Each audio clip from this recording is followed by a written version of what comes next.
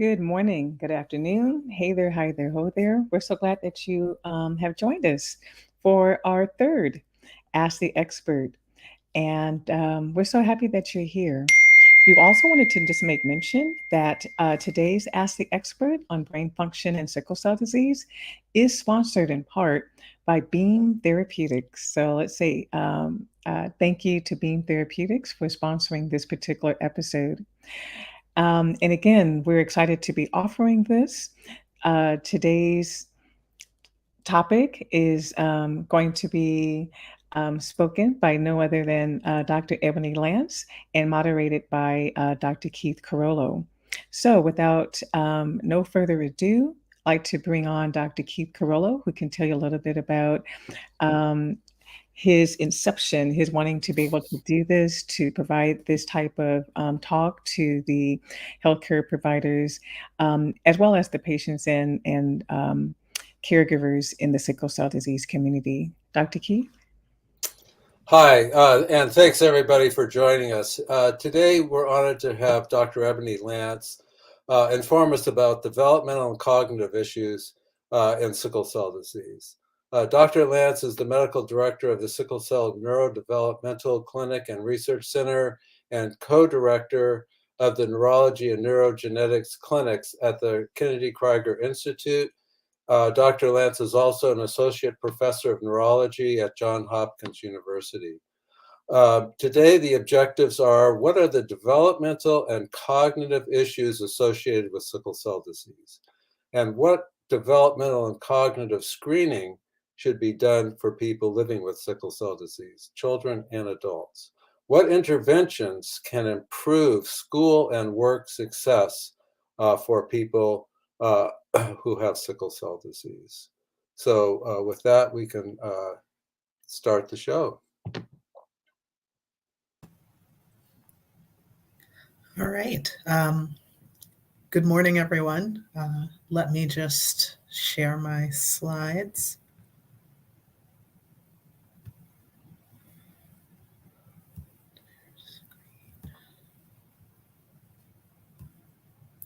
Okay.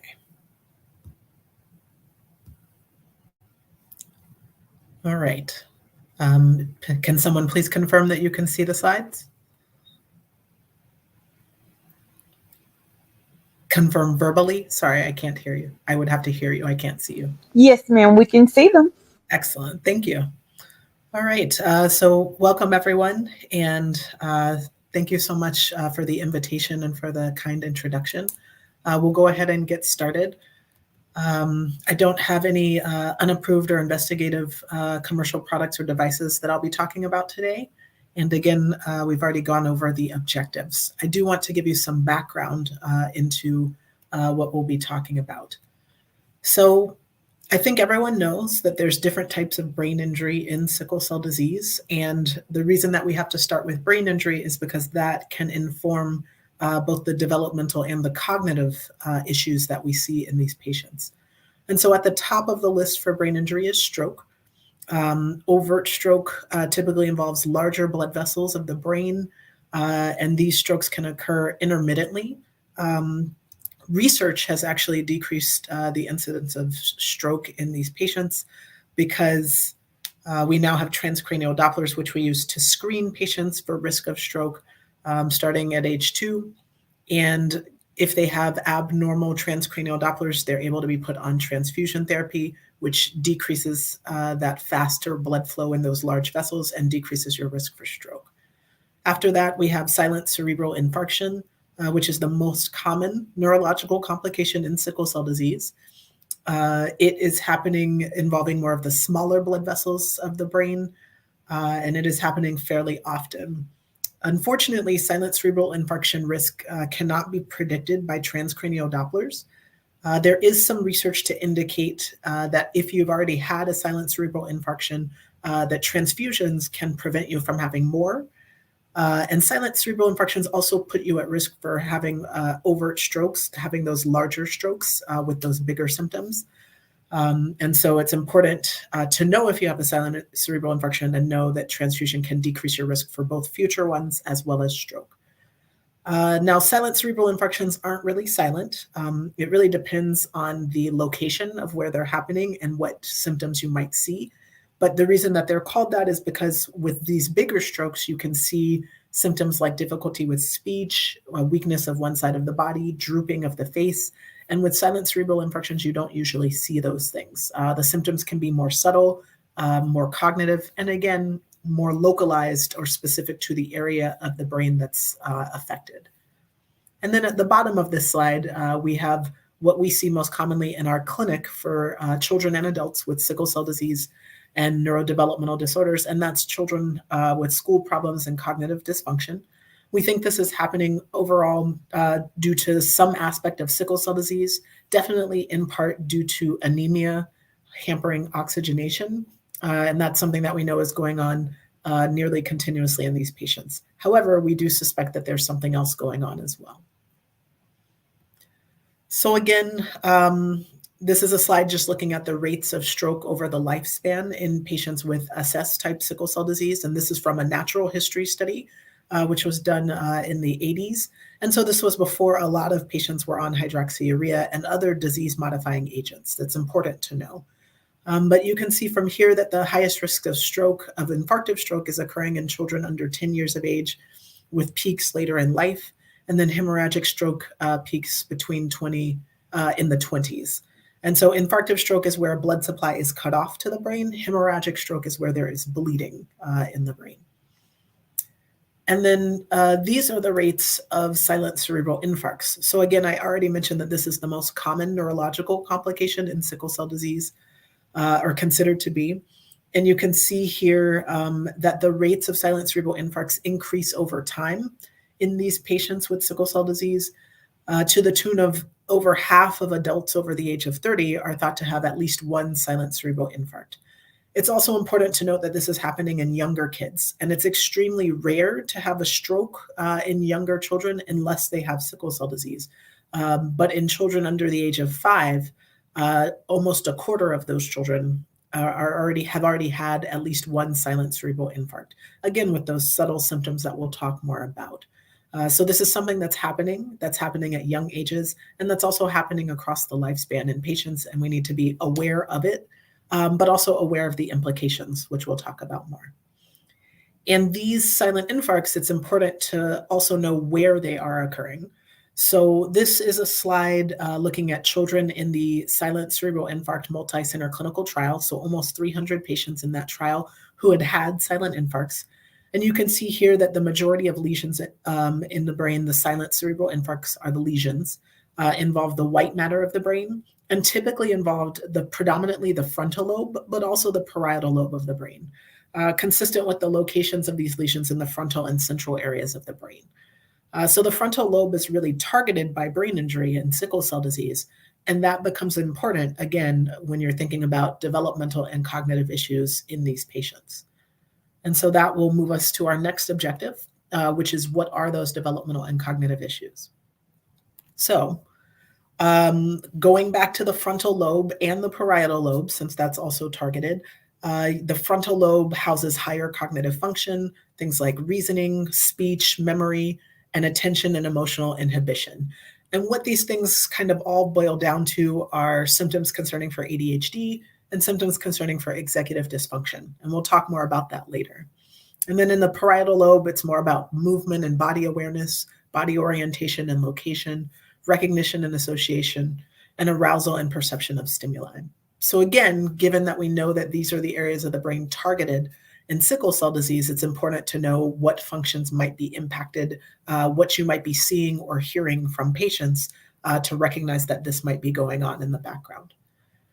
And I know that this information may be new to some of you, and I just want to say that there have been a lot of studies on this, so many studies that I can't list them all here. What I've chosen to do is list a few of the review articles that have been put out where they go over all of the studies that have been put out to date. And so you can see here, this is just 4 of the review articles looking at cognition in children with sickle cell disease. There's a very good study by Berkelhammer looking at 28 studies. Neuropsychological testing was done in children with sickle cell disease. And that noted that there were deficits in attention and executive function, again, consistent with that frontal lobe injury of the brain. And again, that those deficits were related to the level and location of the brain injury. There was another study by King that showed that children with sickle cell disease and silent infarcts did seem to have lower IQs than children with sickle cell disease without silent infarcts. And another study by Kwadler, which took that a step further, noting that children with sickle cell disease who had stroke had lower IQs than children with sickle cell disease with silent cerebral infarcts. And then children who didn't have stroke or silent cerebral infarcts had the highest IQs. So again, we know that brain injury does impact cognition in these patients. And I just wanted to take a moment to take a closer look at the King study, because even though brain injury is important to know in terms of children with sickle cell disease, in my training as a developmental pediatrician and a pediatric neurologist, we also know that other things impact cognition in sickle cell disease. And this can be things like socioeconomic status. And so in the King study, they did take a closer look at one measure of socioeconomic status, and that's parent education level.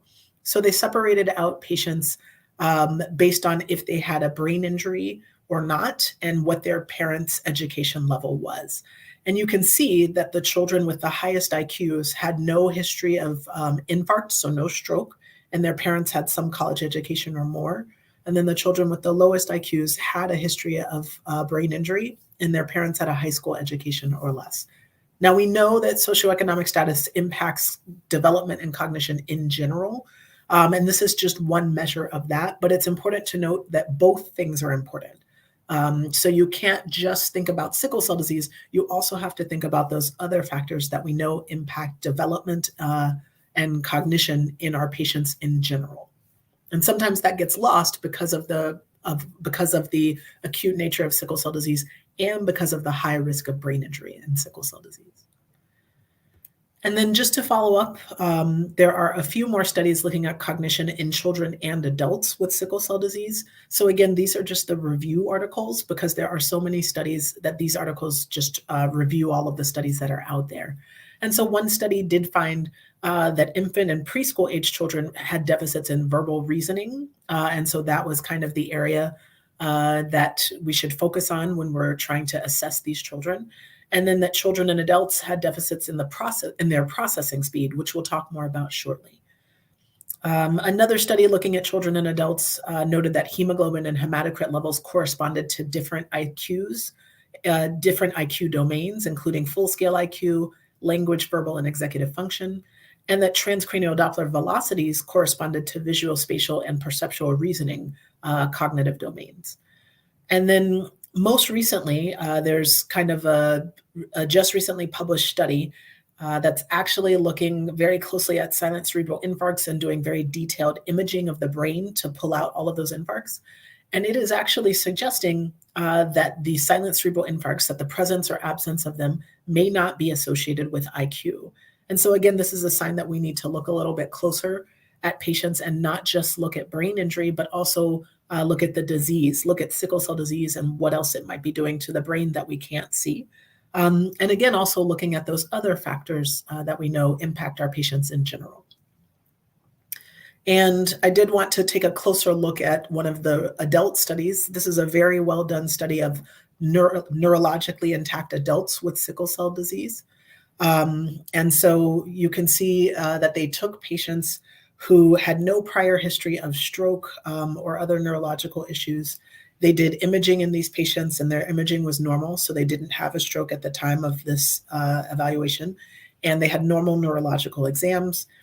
And they did different cognitive tests with them and compared their performance to other adults with no neurological issues from the same zip codes. So who did not have sickle cell disease or neurological issues, but lived in the same areas. And they did find that there were differences where the adults, the neurologically intact adults with sickle cell disease, had deficits in their performance IQ, perceptual organization, working memory, and then especially in their processing speed. So again, you can see that in adults, processing speed is very impacted according to this study. And again, it's a very well done study reminding us that we need to be on the lookout for this, even in the absence of brain injury. So let's talk a little bit more about these different areas, cognitive domains that are impacted, starting with executive function. So executive function, this is from understood.org, which is a government website that has a lot of resources for patients, parents, and families. And it provides a very good definition of executive function. It breaks it down into 3 components: working memory, cognitive flexibility, and inhibitory control. So working memory is being able to keep information in your mind and then use it in some way. Cognitive flexibility is being able to think about something in more than one way. And inhibitory control is being able to ignore distractions and resist temptation. And so these are very, big concepts, big things. And it translates to executive function being responsible for a lot of skills. So that includes paying attention, organization and planning, starting tasks and staying focused on them, regulating your emotion, and self-monitoring. And you're not born with executive function skills, but you do learn them over time through experience and practice. And this is from the Developing Child Harvard website, another good resource for explaining executive function with some good resources for families. So you basically start learning about executive function in infancy when babies learn how to pay attention. Having relationships with responsive caregivers is important. Playing games like peekaboo can help build early foundations. And then as kids get older, they kind of pattern themselves after the adults and caregivers in their lives. They learn how to accomplish tasks by breaking them into chunks, smaller chunks, playing games that encourage rule following, and also doing chores. Chores can help you. So it's, I have to do this chore in order to do this thing that I want to do. And so this really helps children build on their executive function skills until they become a teenager, at which point they kind of want to find their own way. And figure out what works best for them, sometimes still patterning off the adults in their lives and sometimes rebelling against that, of course. And really, all of this practice leads you to adulthood where you are expected to and hopefully able to juggle multiple things as an adult and get things accomplished and done. But this really is an important framework that's built on from very early in life.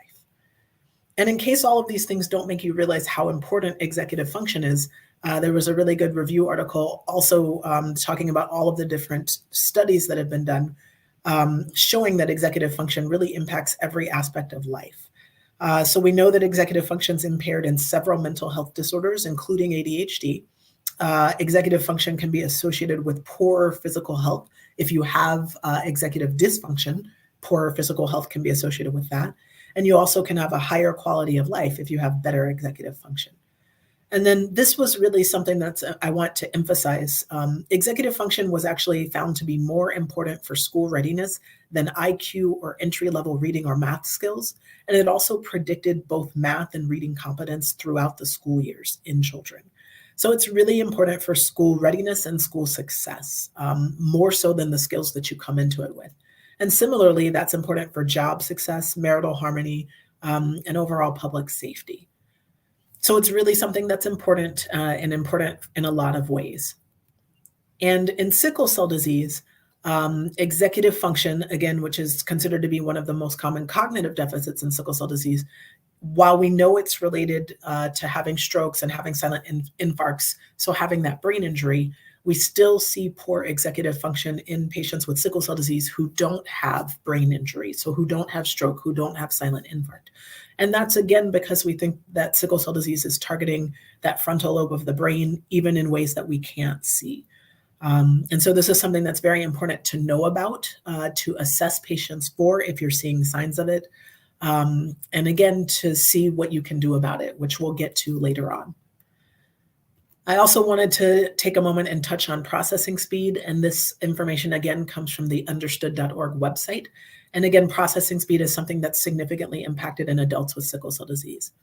It is a real thing, but it can be a hidden struggle for a lot of people where they just, adults in particular, just feel like they can't give up. And so they freeze, they get anxious when put on the spot in situations, having to answer questions. But slow processing speed doesn't mean that someone is not smart, is not intelligent. It's also not a sign of laziness. It's actually just a sign of difficulties, again, with like cognitive efficiency. And it is a legit thing. So patients will tell you that they may have trouble finishing tests or assignments, making decisions, keeping information in their mind long enough to use it, following multiple directions, taking notes, keeping up with conversations, daily routines and transition, and again, that anxiety when put on the spot. And so there are different ways to help, like starting routines, practicing skills or tasks so that you can get faster and better at it, and then giving them more time for assignments and tests to complete those tasks. And that can really take the pressure off and decrease the anxiety. Now, again, if the literature so far isn't convincing for you in terms of the research that's been done looking at these different areas, you should also know that these are things that parents and families are noticing and reporting. So this is a study from the National Health Interview Survey that is given to parents across the United States. And they took the responses of parents of children with sickle cell disease and children without sickle cell disease as comparison points. And those parents reported that their children were higher risk for anemia and headaches or migraines, which we know is true, but also reported increased rates of developmental conditions. So learning disabilities, intellectual disability, and other developmental delays. So again, parents are noticing difficulties in cognition and development in their children and reporting them. So even if the literature is not convincing for you, listening to parents is certainly important as well. Now in our clinic, in the early days of our clinic, we actually did a chart review where we looked at the rates of the different disorders that these patients were presenting with. The patients with sickle cell disease were presenting with. And what we found at the top of the list was ADHD and developmental delay. So at this point in time, that was the majority of what we had seen in our patients. We also had a subset of patients reporting attention issues. So basically difficulties with paying attention and staying focused, but that did not rise to the level of a diagnosis of ADHD. We had a number of patients with specific learning disabilities. And at this point in time in our clinic, we actually had not seen any patients with autism spectrum disorder, which was something that we did not expect.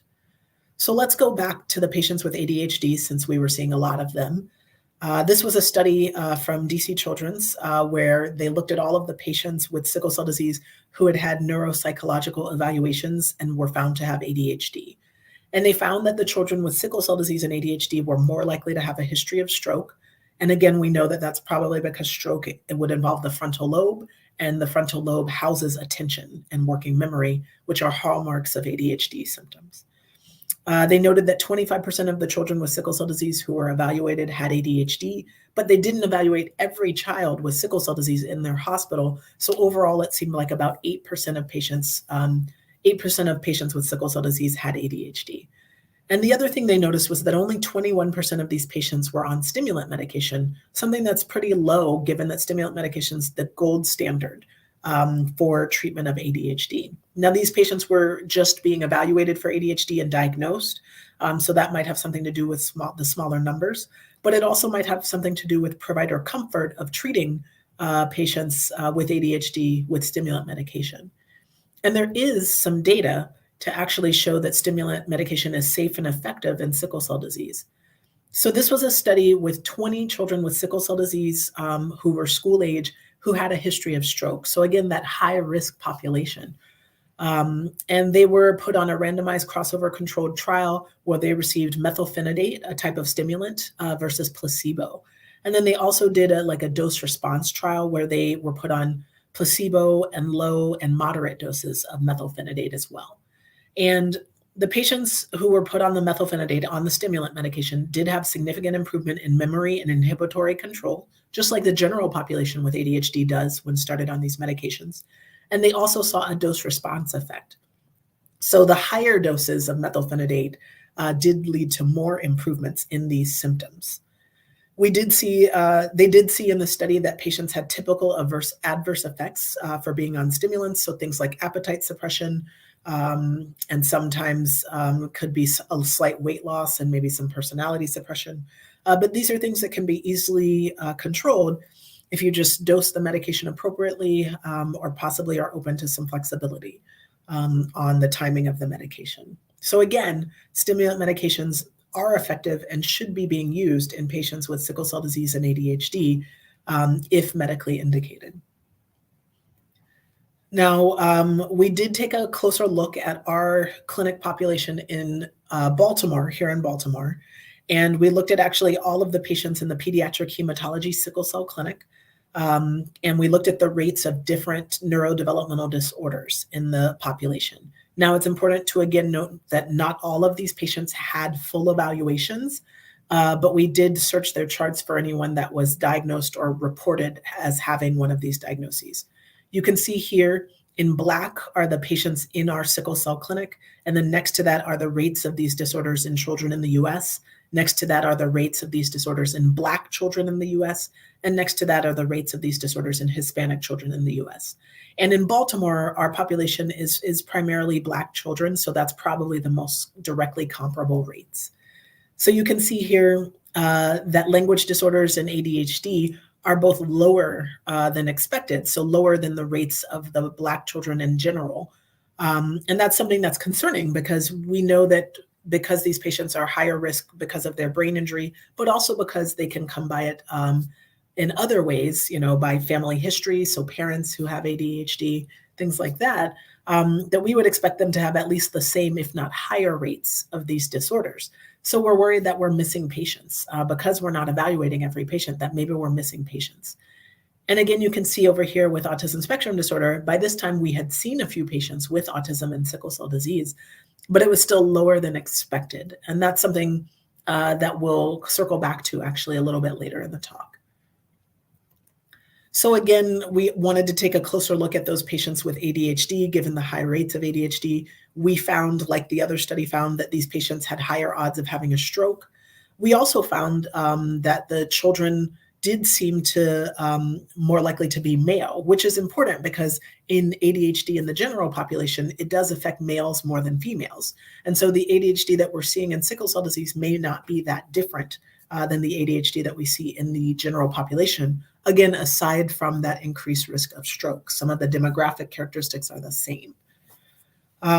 We also noted that overall children with sickle cell disease and these disorders, these neurodevelopmental disorders, were receiving disease-modifying treatments more often. So this might correspond to that they have a higher disease severity. We also know that these children are receiving more school support services, which is good. However, the fact that in our population, less than half of the patients with these disorders were receiving school support services is something that's disappointing for us. And we've made changes in our clinic. We've added an educational specialist to our group to try to better help our patients utilize school support services and actually go from diagnosis to implementation of those services. So moving on with that in mind, what developmental and cognitive screening should be done for people living with sickle cell disease. And for that, we'll go to the latest sickle cell disease guidelines released by the American Society of Hematology. And so they recommended that clinicians supervising care of children with sickle cell disease, and this is most likely hematologists, but that they conduct developmental surveillance. And developmental surveillance is basically where you just ask about are there any concerns about development. You can ask about developmental milestones depending on the child's age, but just general questions about do you have any concerns about your child's development? So in preschool age children, you can ask about concerns and developmental delays. And again, a lot of times if there are language or behavioral difficulties, you'll hear about that then. And then in school age children, they want families to be asked about neurodevelopmental disorders, such as academic or behavioral problems, or again, symptoms of inattention, hyperactivity, or impulsivity. And that really gets to the ADHD diagnosis, as well as that frontal lobe involvement in brain injury. So to really screen for kind of both things. Now, if this surveillance is positive, so if there are concerns, the patient is then supposed to be referred to their pediatrician or primary care provider to get formal screening. And so this basically means that there are validated questionnaires that every child should be receiving. And so the pediatrician or primary care provider should formally screen them in terms of their developmental risk. And then if that screening is positive, then they should be referred to someone like me.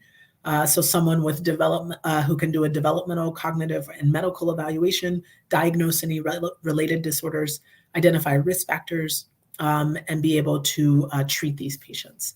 And then following the domain-specific guidelines for these conditions to provide appropriate interventions for these patients.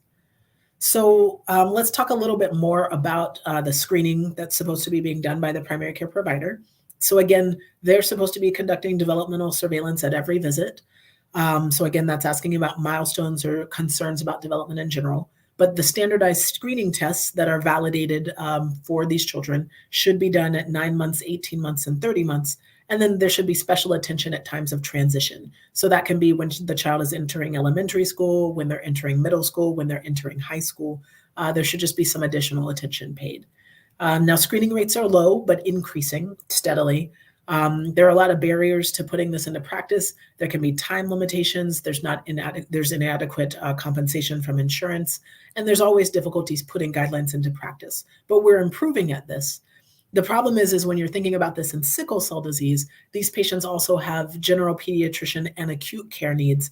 And so sometimes things like developmental screening can get pushed to the side in favor of acute care needs or chronic medical needs that take up more of the time and more of the attention of the provider. But this is still really important to be doing when it's supposed to be done, and also when there's a referral with concerns. And there have been a number of studies showing why developmental and cognitive screening in sickle cell disease is important.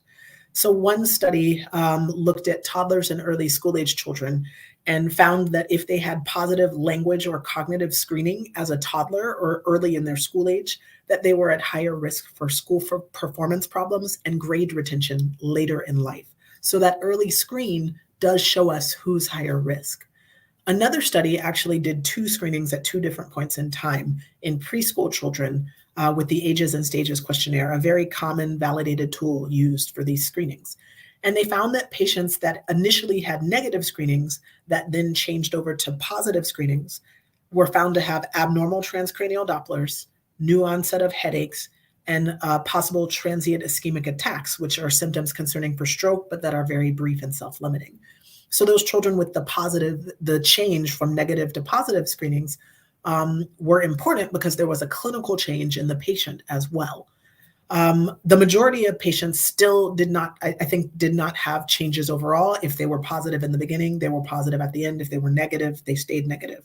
But in those patients with changes, there were concerns.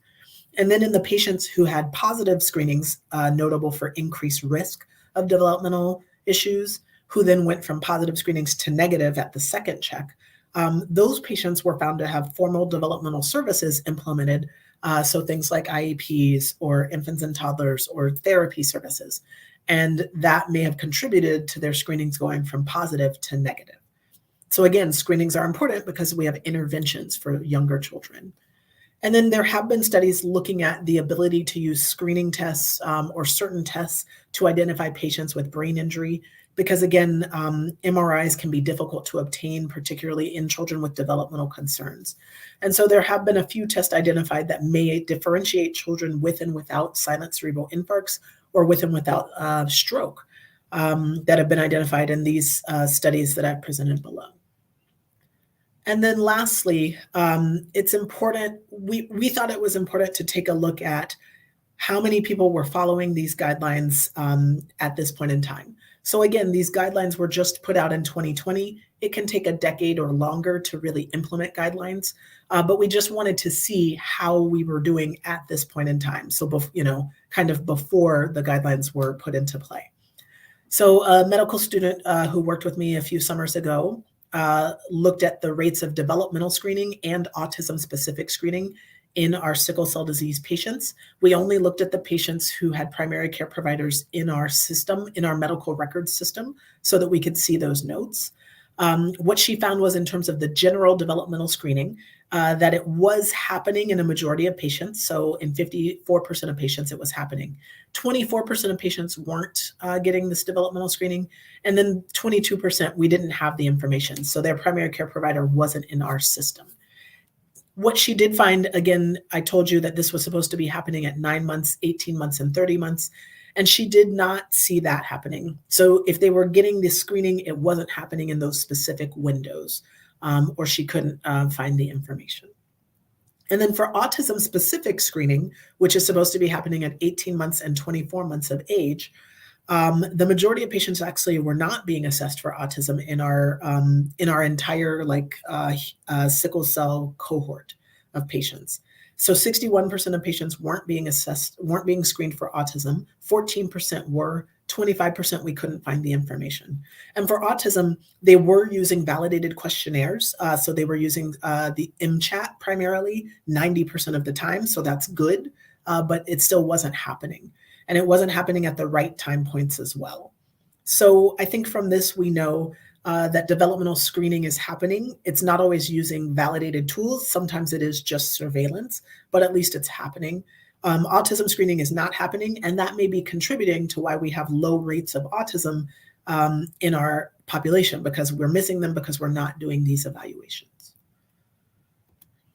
And we did write a bit of an op-ed, an opinion statement on the current guidelines, because it's important to note that these patients are already high risk for neurocognitive impairment. And so really, we think, despite what the guidelines say, we really think that these patients should be receiving baseline testing with periodic reevaluation, just like other high-risk populations. So that can be children with prematurity, with congenital heart disease, children with cancer and epilepsy. A lot of them get neuropsych evaluations at baseline and kind of have regular intervals of follow-up. And we think that children with sickle cell disease should be treated the same way. And again, a lot of the research that we are doing is to prove that, so that the next set of guidelines can be updated and make that recommendation as well. Now, I also wanted to take some time to go through the adult sickle cell guidelines, which are very similar to the pediatric ones. So again, because of the high risk of cognitive impairment in adults, they recommend that clinicians, usually hematologists, supervising care of adults with sickle cell disease, do cognitive surveillance using simplified questions. So just, are you having any problems with your cognition or with your thinking, or any concerns about that?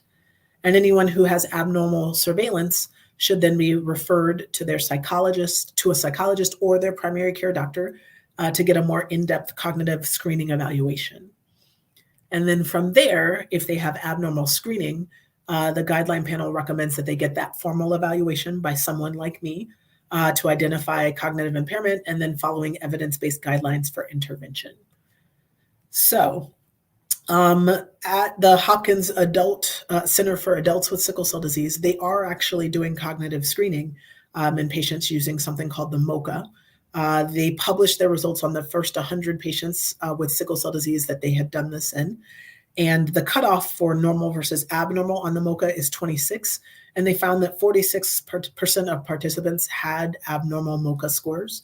It's important to note that we need to validate the MoCA in this population. So the MoCA is currently used as a screening for dementia in older patients. And so we need to validate what this means in sickle cell disease, because it's possible that 26 should not be the cutoff for normal versus abnormal in sickle cell disease. And that's been shown to be true in other populations. Patients with increased education predicted higher scores, and we do know that education can impact the results of these screenings. And patients with stroke and chronic kidney disease predicted lower scores. They did a sub-analysis with just SS and S-beta null thalassemia patients and found that, again, education impacted scores, and hydroxyurea use also increased scores. But again, chronic kidney disease and increased liver enzymes decreased scores. And they thought that visuospatial executive function and attention domains were most important for predicting cognitive dysfunction in these patients. Now, there are other studies that have looked at other cognitive screenings in sickle cell disease. This is a study that looked at the RUDOS, another test, and they found that 11% of patients had scores concerning for dementia, and that risk was increased with increasing age and declining kidney function. There were some associations with educational levels, so again, we know that that's a factor here. And then there was one study where they looked at actually screening for functional measures, so things like gait speed, grip strength, walking speed, things like that. And they also did the MoCA in these patients. They found that most of the patients were able to complete the assessment, and only 5% found it difficult. They did find that a majority of patients had a slower gait speed. They did a timed walking test, but that no one had any adverse events from doing this functional measure screening. So this is something that we could possibly implement in clinics for these patients to take a look at not just their cognitive, but also their functional abilities. And again, in case you're not clear on why this is important, from those disease guidelines that we are looking at, the panel, which was hematologists, neurologists, radiologists, patients, and families, really thought that cognitive impairment was the most insidious morbidity of sickle cell disease, CNS morbidity of sickle cell disease, and that it is associated with clinically relevant cognitive impairments, which can indirectly alter employment status and quality of life. And every member of the panel placed a higher value on maintaining cognitive function than on being alive with less cognitive function. And again, this panel was comprised of patients and families, as well as physicians and therapists. So then lastly, let's talk about what we can do to improve these things. So there are a lot of books out there about executive function. I have read some of these, and I think I've outlined those in green, the ones that I've read. And I've tried to include some literature about adults. These are all books that are easily findable on Amazon and other online ventures. And again, I think that Late Lost and Unprepared is a great read for parents. Smart But Scattered has a lot of information and a lot of science. And I think those are the main ones that I wanted to highlight. There have been studies looking at other ways to boost executive function in sickle cell disease. This was a study where they actually had patients looking at their cognition before and after transfusions. So they tested them right before a transfusion and right after a transfusion to see if there was any impact on their cognitive abilities. And what they found was there was no impact on their cognition in general. So their general cognition, their general IQ wasn't impacted, but executive function, executive abilities were impacted and improved significantly after that transfusion. And I think sometimes patients do report feeling better after a transfusion, having more energy, having that boost. And so the literature is supporting that. Now, I'm not saying that transfusions are indicated if you have executive dysfunction. I'm just saying that if transfusions are recommended by your provider for other reasons, that they may also provide this boost in executive function. There are also a lot of people who ask me about using various computer strategies and using kind of these brain games that are very popular. And there has been a study looking at brain games, specifically looking at this CogMed training in sickle cell disease. And they found things that were not surprising because we also see some of these things in the general population. So a lot of these games, you will improve the more that you play the games. You will improve at the game, but it doesn't always translate to real life gains. So what that means is you may improve in your scores in the game or your speed in the game, but that doesn't necessarily mean that you improve it outside of the game in terms of your executive function. If it's something that's very specific to what you do, absolutely that can transfer. But if it's not, it really may not provide you with any real world skills. And then the other thing is that you have to keep it up. So you have to repeatedly practice. And in the study, a lot of people kind of dropped off and had a decline in their gains after dropping off. But the people that continued to have that improvement in things. So I think those are kind of the things that I would say about these brain games that are popular right now. And then I work with a neuropsychologist, Dr. Cannon, who provides the following recommendations to patients with attention and executive function difficulties, really focusing on in school on minimizing distraction, providing consistency and structure, getting breaks, prompts, and corrective feedback, making sure those prompts are subtle so that the child is not called out publicly, but something as simple as putting your hand on their desk or trying to make eye contact with them, making sure you have the child's attention before giving instruction, and sometimes having the child repeat the instructions back to ensure understanding, and then prompting children to check in their work before turning it in. And these are all things that can be put into place using various school supports that we'll talk about in a moment. So I also, as I mentioned, we added an educational specialist to our team because we found that our patients weren't able to implement the resources that they needed, even though we were diagnosing them and giving them, formal evaluations to give to the school. They still weren't getting those services. So our educational specialist, pictured here, Dr. Carey, has a slide where she kind of lists some of the important aspects that these patients need in terms of support. And so student support teams are kind of a lower level thing where basically you have a team of people meeting about how best to support the student. A 504 plan is a more formal accommodation plan that we are usually able to get for children with ADHD, where they're allowed to have extended time, preferential seating, makeup work, other classroom accommodations. And this is primarily for children who are still performing well, but could just use some additional support. IEPs are primarily for children who require special education support. And so these are patients who might require tutoring or pull out of the classroom for small group support and reading or other areas. They may also require counseling. There are things called medical IEPs, which we in Maryland do have for a lot of our sickle cell patients, where they're allowed to have hydration as needed, have adaptive seating, have bathroom access and elevator access. But again, it's more of a medical special needs because they have sickle cell disease. They may or may not have a special education component. And then there's also assistive technology, which can help. So if kids are having trouble keeping up, they can get speech to text or other resources that may be helpful for them in terms of being able to type their homework or to submit their homework online if they're having a lot of trouble remembering to bring it in. There are also home and hospital services, and this is primarily for patients who are missing a lot of school due to excessive hospitalizations. It's really important to have these forms completed and ready in advance of medical visits because you do have to have a doc sign off on it ever so often. And the school can kind of talk more about the eligibility for these programs, but it is something important to know about.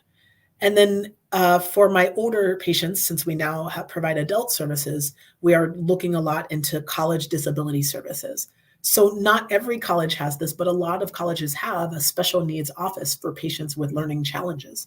And so all the child has to do is submit a form. All the college student has to do is submit a form to that office and ask for services. And usually the school will get back to them about, we have these services for this diagnosis. And really they're plugged in from the very beginning. So we encourage all of our college students to get plugged in from the beginning and find out what services the schools they're even considering going to have available, because this is something that can be very important. There are also work support strategies. So in Maryland, it's called DOORS, our Division of Rehabilitation Services, and they have an employment development department for patients with disabilities or other special needs, where they will provide job training, coaching, interview skills, that sort of thing. There can be a long wait for some of these things, so sometimes people get on that list in high school as they near the end of high school. There are other government and state resources trying to help, again, people with disabilities looking for jobs. In Maryland, we have a program called Maryland Works. In California, I think it would be as simple as a Google search, really, looking for job support for adults with disabilities. There are other centers. So one of our local universities here has a center for adults with autism. So it's always worth looking into local educational options because they may have a lot of programs where they're training people to work with these special populations. Again, I mentioned that job coaching is available, and some jobs actually provide coaching themselves because they want to diversify their workforce and they know that this is helpful. And then Kennedy Krieger actually has a neurodiversity at work program where we place patients with special needs with different programs, again, providing them with the job coaching and the support so that they can learn the skill, and then hopefully they get hired on to that as a job after they go through the program. And so this is something that's a really big focus lately and maybe worth looking into in your area. And then lastly, just some strategies in general. So these are things that we know in general help boost executive function. This is things like aerobic exercise regularly, not just periodically or when you feel like it, but on a regular weekly basis, as many times a week as you can do it, and tolerate it, but do it as tolerated. But the more that you do it and the more that you push yourself, the better your executive function can be. Martial arts, particularly if it involves a mindfulness component. Again, this is part of having the active body, but also engaging the mind. Yoga has been shown to boost executive function, actually, and that's something that involves a mindfulness component and is something that's fairly easy to access and do. Therapy services can help with executive function. A lot of therapists are trained in ADHD, and so they can help with executive function because that's such a big part of it. And executive function coaching is something that's big for adults to really help them with organization and getting it together.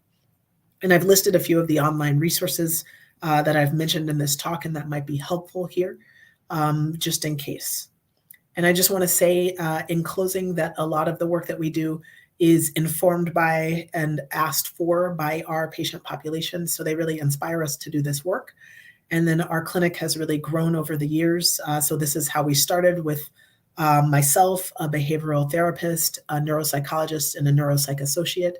And then we have grown. This was a picture taken actually last week of our team, where we have added a child psychiatrist, again, our education specialist, an adult neurodevelopmental provider, and we also have a research component to our clinical center as well.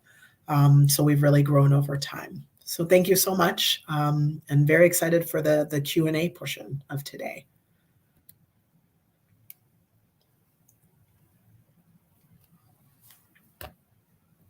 Oh, thank you so much, Ebony. If anybody has questions, they can put it into the chat. And I'm going to start it off with the questions that that I've thought about. So since I'm a pediatrician as well, so when do you think MRI screening for silent infarct is most important, and whether you think that neurodevelopmental testing sort of is more important? Is it really, do you really gain anything from the MRI screenings? Yeah, great question. So the most recent guidelines recommend that all children, once they're school age, so 5 and above, and all adults receive at least one screening MRI in their lifetime to screen for those silent infarcts. But I do think that the neurocognitive screening is more important. And that's because, we can do the MRI screening as recommended by the guidelines, but if that's abnormal, the next thing we're going to do is the cognitive testing. And I've also shown, again, in the research that was presented, that the cognitive testing can happen even if there is no silent infarct or stroke, that you can still have these neurocognitive findings, these deficits. And so I think that the neurocognitive screening is more informative and more important. And I know, some of that is my bias, but I also find that, again, it's more important for my patients and their families to really identify this and put those strategies into place. So while both are important, I do think that the neurocognitive one definitely needs to be done. It's much more actionable if you have a neurocognitive test. Part of that is what you should be doing to remediate whatever the issues are. Absolutely. Yeah. So along the same lines, so every child, like you mentioned, gets a TCD starting at 2 or something, as soon as you can do it, which is 2 is probably your earliest. So if a child has a conditional TCD, is that an indication that screening should be done even in a very, like a preschool child? So yes and no. We should be doing the screening anyway. Again, in all children, 9 months, 18 months, 30 months should be getting cognitive screening. But I do think that if they have a conditional TCD, which puts them at higher risk for brain injury, that they should have that more comprehensive evaluation. I think you saw in my slides that the elevated velocities in transcranial Dopplers were associated with deficits in specific cognitive domains. So we know that change can indicate increased risk. And we also know that changes in developmental screening can be reflected by conditional or abnormal transcranial Dopplers as well. So research has shown that increased risk is there with the transcranial Dopplers. And so we really do need to be doing evaluations in children with abnormal or conditional transcranial Dopplers, I think. And do you know if there's ever been any, we know that hydroxyurea will decrease your TCD velocities. Has anybody ever looked at children or adults who take hydroxyurea, since that's the most common therapy, and neurocognitive function. Has that ever been done? Yes. So there have been a number of studies, I think, looking at that. And unfortunately, the results are not significant. So while they are not showing that cognitive function is overall improved, in some of the larger studies, some of the problems with that research is sometimes the cognitive measures are quite broad and not specific to some of the domains. There's a lot of anecdotal evidence that people point to, that providers point to, where they say they do see improvement or they do see positives in patients and in cognitive gains or even slowing cognitive decline being on disease-modifying therapy. But the research is very limited. There's a lot coming out now. Again, some of it is anecdotal, but we really just need to do a better job of measuring cognition in these studies and looking at these specific domains. I will say that there are indications that hydroxyurea decreases a lot of the risk factors for stroke, for silent infarct, and for neurodevelopmental disorders. And so that may be something that indicates that there is some brain protection there, some neuroprotection there. Okay, I think we have some questions from the audience. They should, there it is right there. Got it, yes, okay. So there's a question, I'm not sure if brain fog is a medical term. Do you have any suggestions for adults for steps in dealing with difficulties with memory, focusing, and attention? Yes, absolutely. So I think what your brain fog is not a medical term, but I'm familiar with it definitely. And we all experience it, right? As we age, it becomes more and more of a problem. So certainly right there with you. And I would say that the main strategies would be the ones that I presented on the slides. So I think for adults, it's going to be the exercise, sleep, and getting into a routine. In terms of improving things, so again, this is where some people do some of those brain games, but I only recommend those if it's very specific to what you want to improve. But you can try some of those things. There are a number of supplements, and because those have not been studied well, I can only say that you should do your research. There are NIH websites where they look at specifically different supplements and what research has been done to make sure that those things are safe and effective. So look at the Alternative and Complementary Therapies NIH website to further evaluate that, and always talk to your doctor about any supplements you're using because they can interact with the other medications that you're on. So in general, again, I would say exercise, diet, sleep. I also mentioned mindfulness as something important to help boost your cognitive function. So taking those moments to breathe, to reflect quietly, to clear your mind, and to kind of think about nothing can be very helpful. And I do not recommend caffeine, but I know that a lot of you use caffeine and that helps. So while I do not recommend it as part of my clinical practice, I will say that a lot of people self-medicate is how I will put it. All right. Okay, so the next question. So we kind of went through this. Are you aware of any studies looking at some of the medications some with sickle cell disease take and their impact on cognitions? So we kind of talked about this in terms of hydroxyurea, where there's a lot of anecdotal evidence and some support that hydroxyurea decreases your risk factors for brain injury. But in the larger studies that have been done, we're not sure that it truly impacts cognition. But I think that's, again, because of the measures that have been used. So I would say that if it improves your overall health, then it is likely to improve your brain and its function. And then in terms of other medications, so morphine was mentioned, and I assume also other pain medications. So we know that that can definitely impact cognition because those medications can worsen things like brain fog. I would say that the other thing to know is that pain can also impact you cognitively. So if you need these medications to control your pain, then there may be a trade-off in terms of using enough to control your pain, but not using so much that you can't function.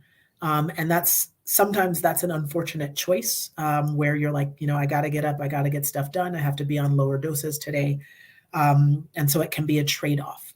The good news is that there are other newer medications out now that may help boost things like anemia, which can improve your energy level and can decrease your risk for pain crises and things like that may actually be more helpful. And so it's important to talk to your hematologist and your medical providers about those newer options if past options have had unfortunate side effects for you, or if you're having a lot of issues. It's important to follow up and get those recommendations and possibly try some of the newer meds out there. Do you have anything to add on that? Well, I think it just underlines the fact that I've always thought all with hemoglobin SS and S beta 0 thal, I always thought all patients should be on some kind of therapy. I think it would be an exception for a child or a young adult with sickle cell disease not to be on hydroxyurea or some other kind of therapy. And I think what people look at is pain, hospitalization. They don't really look at this can actually improve your neurocognitive function. Right. Right. And that is, to me personally, that's as important, if not, more important than having other problems with sickle cell. And the other thing that I really, because I'm a pediatrician again, is that this has to be done in children, because what happens to you as a child affects you for your entire life. Absolutely. So it's really important for pediatric hematologists and pediatricians to be on top of this to prevent these things from happening. And so every kid should have a TCD every year until they're 16. I mean, once you have a stroke, it's forever. Your brain doesn't heal very well. So I think there might be some more questions. Great question. So the question is, are severe headaches a sign of silent cerebral infarcts? So there have been a number of studies looking at headache and sickle cell disease because headache is quite common. And so the answer is no, actually. So the majority of studies that have been out where they have taken patients presenting with headache in emergency departments and urgent care, and they have done imaging in those patients, so CT scans or MRIs looking for brain injury, looking for stroke, has shown that actually no, headaches do not seem to be associated with silent cerebral infarct or stroke in patients. Now, the caveat to that is certain types of headache you still need to get imaging for. And that's if you have a thunderclap headache, so sudden onset, you've never had a headache this bad before in your life, you're dizzy, throwing up, you have trouble laying down or changing positions. These are things that may warrant you to just get an MRI because they can be a sign of a stroke or something else going on in the brain.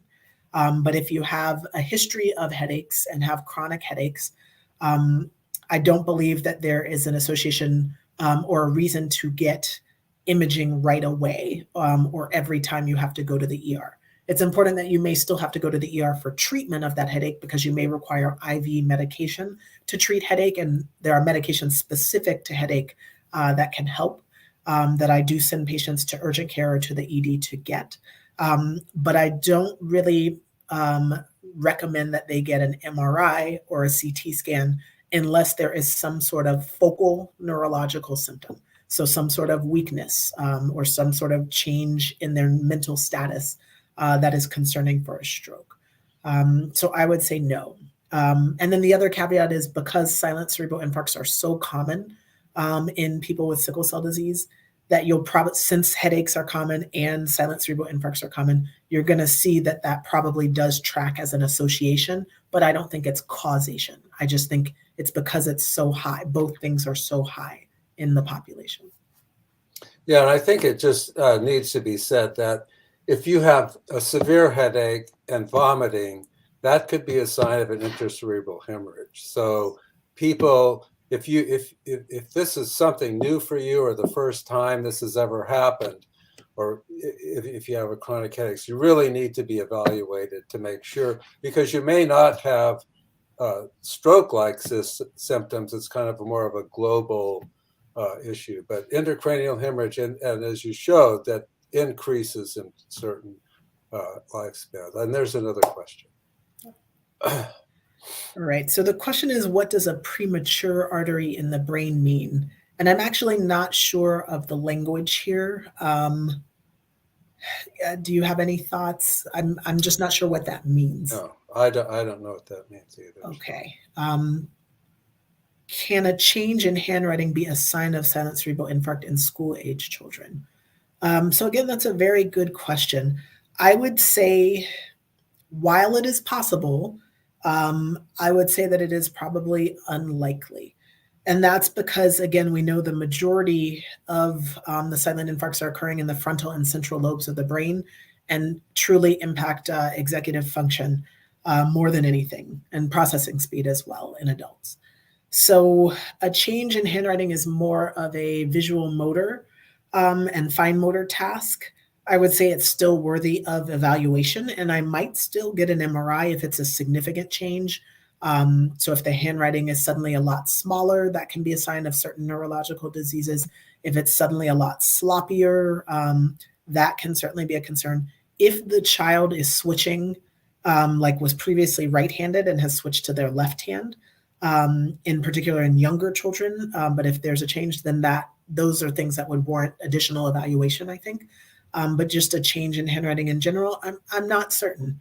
It is something that you could get occupational therapy for, and actually the school might be willing to provide that, given that handwriting is an important school goal. And so you could request an OT evaluation from the school and see if you could get services to help with that. All right. So is there a checklist for the parents of children living with sickle cell disease so that they may assure that their children receive these services? All right. So that is a very good question. Aside from the guidelines, I do not know of a formal checklist, but that's something that would be an incredible resource, I think, to have. I think the guidelines provide help for providers, but something more for patients and families is certainly indicated. A lot of times the hematologist provides the guidance in terms of, again, the medical accommodations that the school needs to do for the child. So again, access to water, or ability to hydrate, access to bathrooms, use of elevators if possible, protecting them from the weather, from the elements if needed. So things like that are medically written out, I think, by the hematologist. But a lot of things are going to be more specific to each child. And so you're going to have to, again, get the evaluation and kind of come up with the recommendations. We do have kind of form letters that we write with general accommodations. Those are things that you can find on some of the websites that I've listed. So understood.org has a very good one for like ADHD, for executive function, in terms of like accommodations that your child should be getting, things you can do at home, things like that. So it's going to be specific to each child, specific to their diagnosis and their needs, I think. All right. And the next question, sorry, did you have more to add on that, Keith, or should we go to this next question? Yeah, let's go to the question. Okay. So is there a move towards educating educators about these concerns? Great question. So there is a move towards that. So as I mentioned, we recently brought an education specialist into our clinic. She was already working with children with cancer, and it was an easy move for her to move into sickle cell disease. And we needed her services because, again, our patients weren't getting the standard of care that we were recommending. There was a gap between our recommendations and the school implementing the services.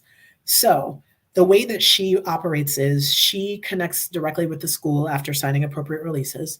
She educates the school on sickle cell disease. She has given several talks.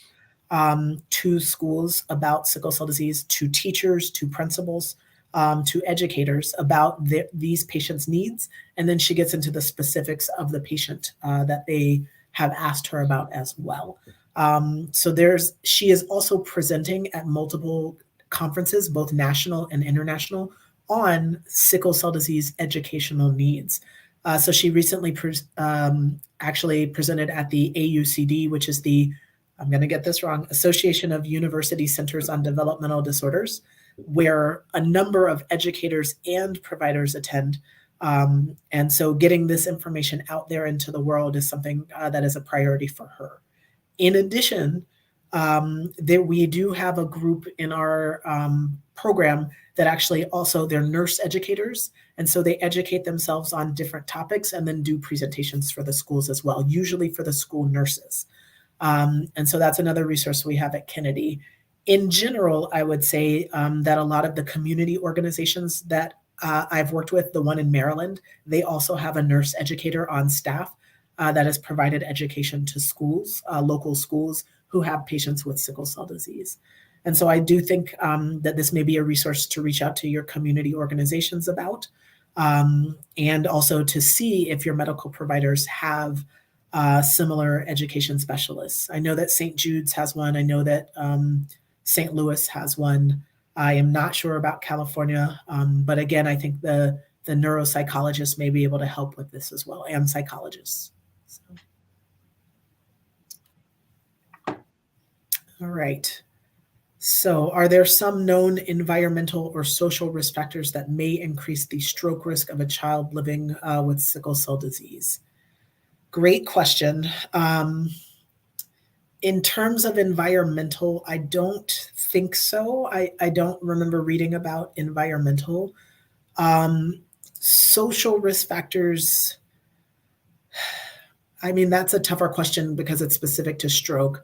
Again, we do know that development and cognition is impacted. Stroke, I think it is more medical things, things like blood pressure, things like anemia, things like blood flow are kind of more the risk factors for stroke. Do you have anything to add, Kier? No, I agree with that. I think, it has to do with anemia. So children who have more anemia have higher risk of abnormal TCDs, which makes you at higher risk for strokes. And I think your comment about the medication, I guess we can't say the name of, but the medication that increases your hemoglobin would definitely also help with, in decreasing anemia and blood velocity and all that sort of thing. So I think there are therapies now that there weren't available 10 or 15 years ago. The people should, the physician, the other thing is you need to have someone to prescribe these and to monitor them. So it's really important for especially adults where there's not that much health care for them, that they have good physicians who can monitor and make suggestions for therapy. Absolutely. Yeah. What happens at 16, making it the cutoff age for getting a recommended TCD each year? Great question. It's basically more difficult technically to get a TCD after age 16. There's some closing of the skull windows that make it more difficult as you get older. There have been studies showing that you can do them in adults. However, there is not enough data after age 16. The largest studies were done in children 2 to 16. So we have data and know what transcranial Doppler results mean in that age group. And so that's the cutoff, is because that's where the largest studies were done. That's where we know what it means. Outside of that, we're not certain what it means, and we're not certain that we can do it well, I guess. And again, if you have more to add, please do so. Yeah, I think it's really a difficulty in getting the TCD done. As you grow older, especially with sickle cell disease, your skull may be a little bit thicker because you have increased erythropoiesis. And so it's an ultrasound, so the sound has to transmit through that bone. And then we don't know what that means if it's being affected by the bone. Whereas in children's, the skull is very thin and there are windows where you can can get good access. So that's why. And then I think at that point, really, you would have to use an MRI if you were concerned. You'd have to use an MRI or something, probably an MRI to figure out whether there was a stroke. Yes.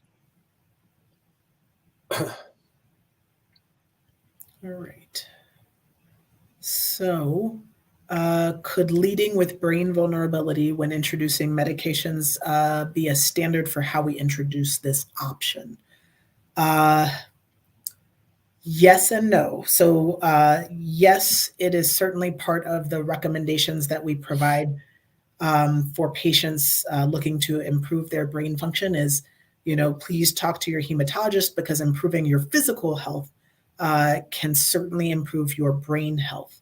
But again, since there is not research directly indicating a direct association between some of the medications and improving cognitive function, simply because that research, it may not have been, like you said, Dr. Keith, it may not have been the primary focus of the research. So it's more of a secondary analysis, and we can't really analyze the data well enough to support it. But physical health impacts brain health. And so I do think it's important to listen to your doctor's recommendations. And I think that is one way that a doctor could better present these options to patients and families as, it may improve your physical health, which can improve your quality of life, which can improve your brain health as well. And that's certainly how we do it. I also would say that if we see progression of cognitive decline, so if we see that things are getting worse in terms of someone's cognition, we would recommend that they follow up with their hematologist and optimize their disease management as well. And that's, again, because physical health can impact brain health. So that can be as simple as adjusting the doses of the medication you're already on, but we just want to intervene and try to protect the brain further if possible. All right. So the next question is, can abuse affect executive functions? The answer to that is yes. Executive function can be impacted by a lot of things, including abuse, including coping strategies. A lot of things can impact executive function, and it can impact a lot of things. So again, we know that it's impacted. There is research showing that it's been impacted in different mental health areas, and I believe abuse was listed as one of them, in addition to ADHD, in addition to other psychiatric disorders. So yes, it can impact, and so it's important to receive appropriate therapy and treatment if you've undergone abuse, but also to remove yourself from those situations and get to a safe space, as that can be important, again, for your physical well-being, which impacts your brain. So, okay, go ahead. No, put that question up. So the next question is, most adults seldom get evaluations. How can we ensure doctors caring for them have awareness? So I would say that sometimes you have to educate your doctors. And I am certainly open to that. Like I said, a lot of the things that I study are concerns brought to me by patients. And you may have to word it very specifically. Am I at risk for X, Y, or Z because I have sickle cell disease? Or I listened to this presentation online where I was told that I have an increased risk for cognitive issues because I have sickle cell disease. I would like to be evaluated for this. So bringing that information and awareness and knowledge to your doctor may allow them to then take a moment and look at the literature, which is everywhere. As I presented, there's a lot of literature out there. And then they can say, yes, this is a thing, and yes, this is what we should do. In addition, I think things like this panel that you've put together very much help with educating providers about these things and getting that information out there. And that's why people from my group do these presentations for community organizations, for conferences. And that's why we do research as well, to kind of improve the information that's out there and really directly respond to these concerns and these requests.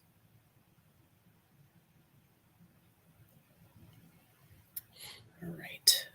So the question is, are there educational materials that can help caregivers of adults with sickle cell disease understand how to recognize and better cope with their family members that have had silent strokes? And the answer is yes. I would say that the American Heart Association definitely has information about stroke awareness. And then when you get into the specifics of silent stroke, they have classified silent stroke or silent cerebral infarction as a stroke type. For sickle cell disease specifically, that is something that I think you'd have to go into the literature more for in terms of what are the symptoms to be aware of. Again, the disease guidelines have definitely tried to target the silent cerebral infarct symptoms. So again, that's language and verbal skills in preschool and toddler age children, and then in school age children and adults, it's executive function, ADHD, and processing speed. And so I think looking up these, again, specific domains that we know are impacted by silent cerebral infarcts is where you would want to go in terms of looking for those resources.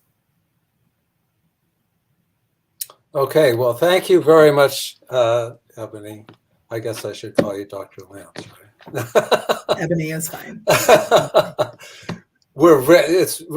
was very, very informative and really important for people of sickle cell disease and providers. So I want to thank you very much for your insight and all the information you've given us about cognitive problems with people who have sickle cell disease. Absolutely. That was my pleasure. Thank you. Yeah. So everyone, wasn't that phenomenal? Dr. Lance has been with us, goodness, for our summit. She did one of our first mini seminars on the brain for the year, which was phenomenal. She's back with us again for the Ask the Expert. And so you'll be seeing her again. Again, only because this information, like I mentioned to everyone, you have to hear things at least 3, 4, 5 times for it to finally sink in, for you to finally understand. And for the physicians who may not be aware, they're going to need, and the caregivers and the patients are going to have to learn it so that they can actually share it, so that they can actually get assistance. So we're very excited that you're here with us.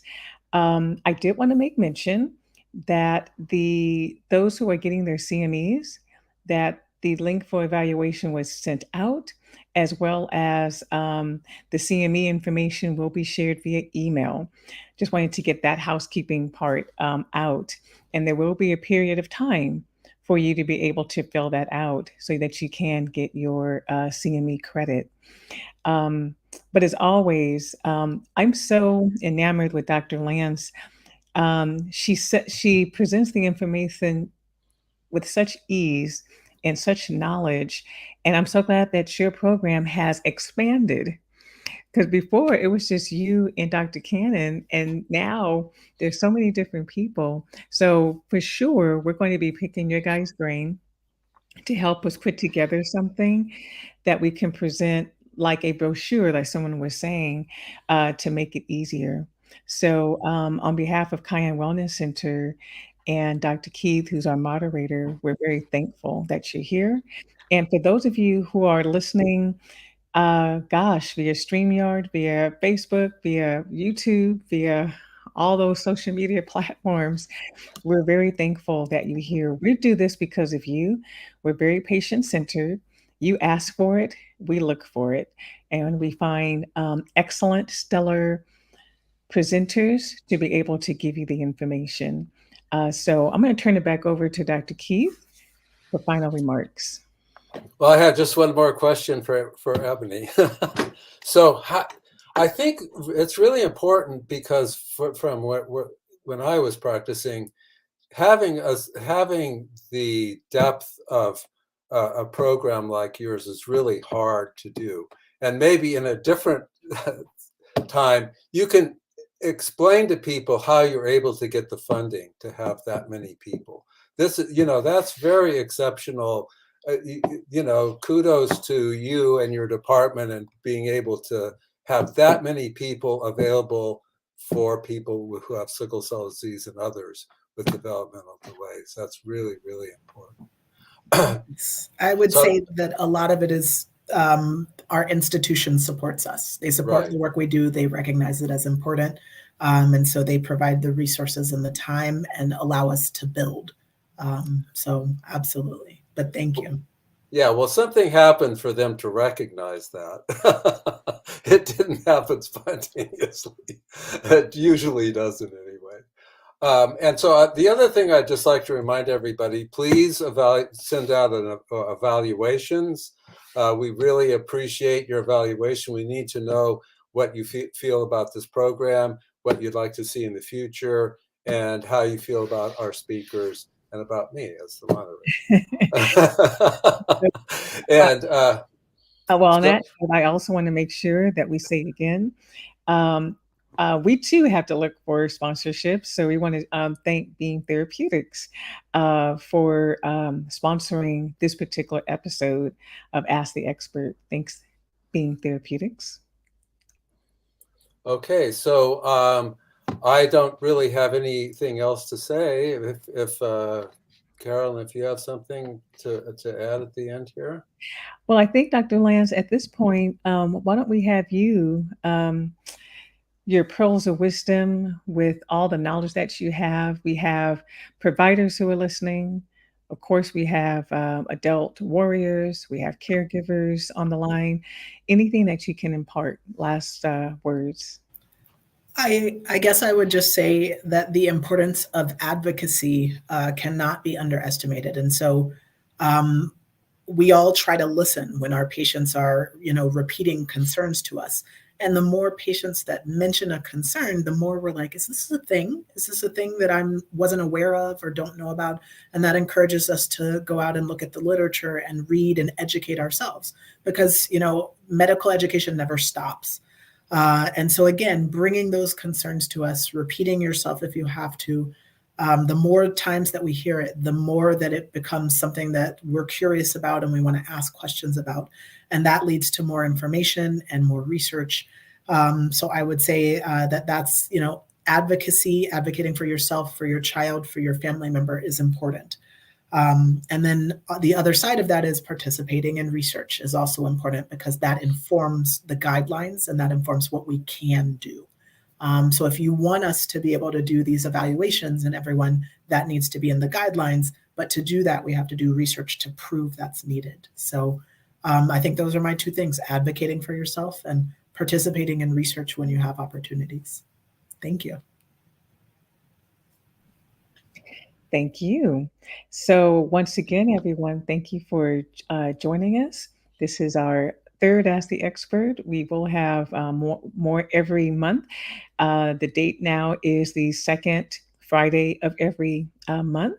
So stay tuned for the next one to come out. And as Dr. Keith had mentioned, feedback is also helpful for us because, again, we're patient-centered. And so what you want to know about, hear about, we will be able to present. So thank you again for listening, and we appreciate your time. Thank you so much.